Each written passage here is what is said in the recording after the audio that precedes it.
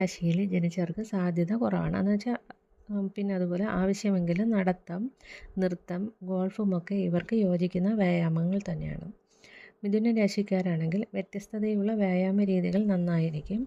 ശാരീരിക പ്രവർത്തനങ്ങളെയും മാനസിക പ്രവർത്തനങ്ങളെയും ഏകോപിപ്പിക്കുന്ന വ്യായാമ രീതികൾ അവലംബിക്കുന്നതാണ് മിഥുന രാശിക്കാർക്ക് നല്ലത്.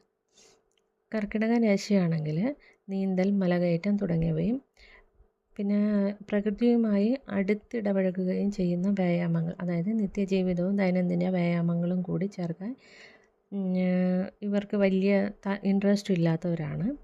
അതുപോലെ ചിങ്ങൻ രാശി നല്ല വ്യായാമം ഇഷ്ടപ്പെടുന്നവരാണ് ഈ ചിങ്ങൻ രാശിക്കാർ. ജിമ്മുകൾ, ഹെൽത്ത് ക്ലബ്ബുകൾ എന്നിവയെല്ലാം ഇവർക്ക് പ്രയോജനപ്പെടും. പിന്നെയെന്ന് പറയുന്നത് കന്നി രാശിക്കാരാണെങ്കിൽ നല്ല ചിട്ടയും ശീലവും താല്പര്യവും ഒക്കെ ഉള്ളവരാണ് ഇവർ.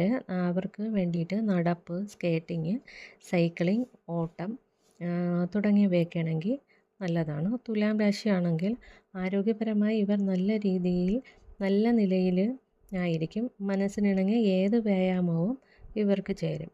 വൃശ്ചികം രാശിയാണെങ്കിൽ വ്യായാമത്തെക്കുറിച്ച് ദൃഢനിശ്ചയമുള്ള ഇവർക്ക് യോഗ നല്ല വ്യായാമമായിരിക്കും.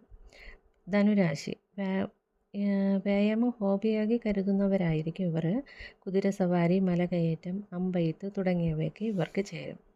എന്ന് കരുതി നമുക്ക് വീട്ടിൽ ഇരുന്നിട്ട് അമ്പെയ്യാനും കുതിരസവാരി ചെയ്യാനൊന്നും പറ്റുമെന്നൊക്കെ ചിലർ ചോദിക്കാൻ വേണമെങ്കിൽ ചിലർക്ക് അറിയാമായിരിക്കും. പുറത്ത് പോയിട്ടേ ചെയ്യാൻ പറ്റും.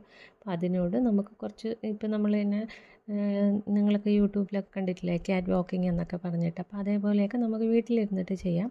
പിന്നെ പുറത്ത് പോയിട്ട് ഇതൊക്കെ ചെയ്യുന്ന സ്ഥലങ്ങളുണ്ടാവുമല്ലോ, അപ്പോൾ അവിടെ പോയിട്ട് ബാക്കിയുള്ളതൊക്കെ ചെയ്യാം. പിന്നെ അടുത്തത് മകരം രാശി. ഇത് കൂടുതലും മകരം രാശിക്കാർ കൂടുതലും വന്നിട്ട് പാരമ്പര്യ രീതിയിലുള്ള വ്യായാമങ്ങളാണ് ഇവർക്കിഷ്ടം.